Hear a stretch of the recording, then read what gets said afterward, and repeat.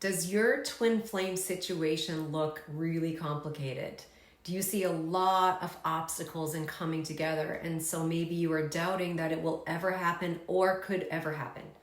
Do you feel like giving up because you feel too many other people might get hurt when you choose to be with your twin flame? So whether you are married when you meet your twin flame, or you are worried about your children or their family, or your twin flame is currently with a third party, these situations can stir up deep emotions and a lot of confusion and worries. And one common block that arises is wondering if it's just too complicated, feeling you are being selfish and worrying if coming together is going to hurt the people that you care about. I am Tamara, and I am a certified Twin Flames Ascension coach, and I guide people to heal separation from their twin flame. And in today's video, I want to discuss this guilt and pressure that you might feel when you are choosing your path of love and twin flame union. On your ascension journey, you are continuously finding the places where you are holding on to fear so that you can release that fear and bring love and divine truth to those places. So that's your ascension process. On your twin flame journey, you meet your twin flame, which is the deepest love that you have ever experienced or will ever experience.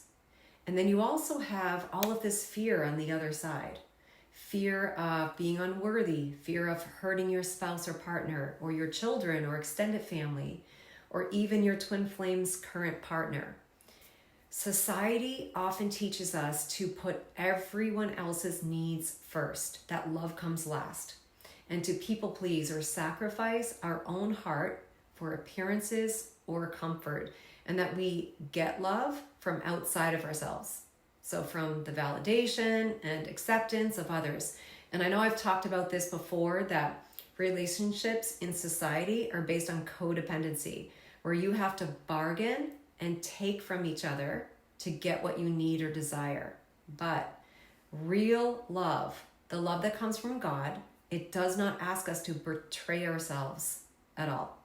It does not ask us to control or sacrifice ourselves for what we need or desire or want. Guilt is not proof that you're doing something wrong. In fact, the book Course in Miracles, it says that guilt serves no purpose except to place a wedge between you and God. And the truth is that God did not create guilt. The guilt is often hiding a fear, but guilt is all from ego and fear. It is not from God. So some common things that might be behind the guilt could be like a fear of feeling unworthy of love, or a belief that choosing yourself means you are abandoning others because you see yourself as their source. It could be a doubt that love can actually bless everyone involved. So when guilt surfaces, it's pointing to a place where you're letting fear run the show. And you have probably read or even heard me say before that only love is real. And that is the truth, because we were created by a loving God. We are lovable and we are loving, and we were only created to experience love. And now that is not what we were programmed in society and our families to always believe, but that is divine truth. So our ascension is about releasing all of these misaligned beliefs. And so some common situations that you might have are, you could be married when you meet your twin flame. You might be in an unhappy marriage, but you feel that you need to stay together because you're financially dependent on each other. Or you may love your spouse and your children deeply, but you feel this magnetic pull towards your twin flame. And it's important to remember that union never requires betrayal. Healing with love and aligning with God will always bring clarity, and the changes that you're guided to make will always bring more peace and more love to everyone involved. And remember that God's love is abundant, so you can let go of these limiting beliefs about God and love.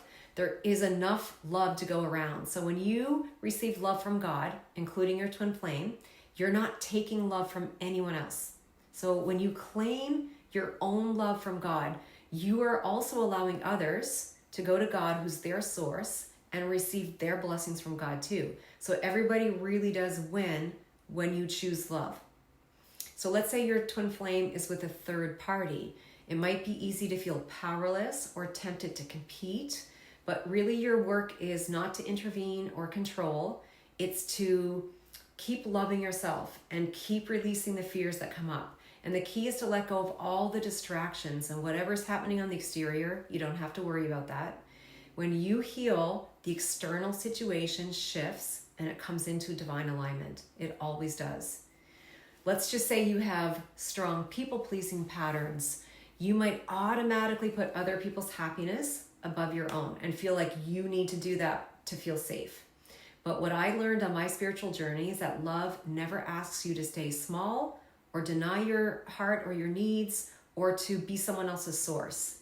And when you are choosing love, everyone really is loved. So when you love yourself unconditionally, you are loving your twin flame and others unconditionally also. There really is no separation.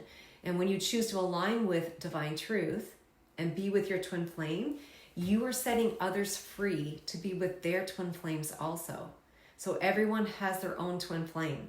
You are not taking from anybody else. And so you're showing others, including children, what it looks like to choose love so that they have the same freedom in their own life. And you are role modeling it for others so that they can follow this path of love should they choose to. Your twin flame often comes into your life when a change is needed. Not necessarily when you've made all the changes and you're now ready. That certainly happened with me. In my case, I was married with children and I thought I would just stay that way. I was not in a happy marriage. But this is more than a love connection. Your twin flame is your divine counterpart. They are your partner in your ascension. It's about aligning with your soul's design and how God created you versus a path you chose to take that was out of alignment with love and your truth. So there is nothing that can block you and your twin flame from being together. No external situation can block you from being together. In fact, it's your natural state to be in physical union. Separation is not natural, and we all know that it's very painful. And everyone will have these blocks to love that they have to work through. But as you heal and learn to love yourselves and release the fear, your physical reality will start to change to reflect your inner healing. It has transformed my entire life. When I started to heal and love myself in the places that I was holding on to fear and resisting love. And your twin flame connection, it's designed to bless every life it touches. It's not toxic to you or to anyone else. And when you choose your harmonious twin flame union, you really are blessing everyone, and love expands when you choose love. And when you choose to surrender to God, the next step will always be presented. So you don't have to worry about 100 steps ahead. Just take the next step that's in front of you. In the book, Twin Flames, Finding Your Ultimate Lover, they talk about, how you can call in your twin flame, for example, over and over again. But if you are harboring great fear and resistance to them, or you're feeling unworthy of that love, then you will block the ability to meet them in the physical, or if you do, you'll go into separation. And your twin flame is not a soulmate, and you can't control this connection. It really is about releasing all of these fears and healing. And so if you're desiring union, but you're holding on to fear, you're going to be blocking the love that you're actually wanting to receive, because fear and love cannot coexist. So in order to call in love, we must release the fear. And the mirror exercise is so, so powerful and effective to heal these fears. In a coaching session, for example, I would guide and support clients through the mirror exercise to heal the blocks in their union or anything else in your life, actually. And I do have a free live workshop coming up next weekend called Twin Flames 101. And I can include information about that in the description if you're interested in signing up. And I'm also available for free 30-minute consultations if you'd like to discuss your twin flame journey and what your next step would be if you're looking to move forward to heal your union. So if you enjoyed today's video, please hit like, subscribe, and share, or also leave a comment and let me know if you are going through any of these blocks right now and what you might have tried and what other topics you would like for future videos. I'd love to hear that from you. So thank you for spending this time with me today, and see you guys in the next video.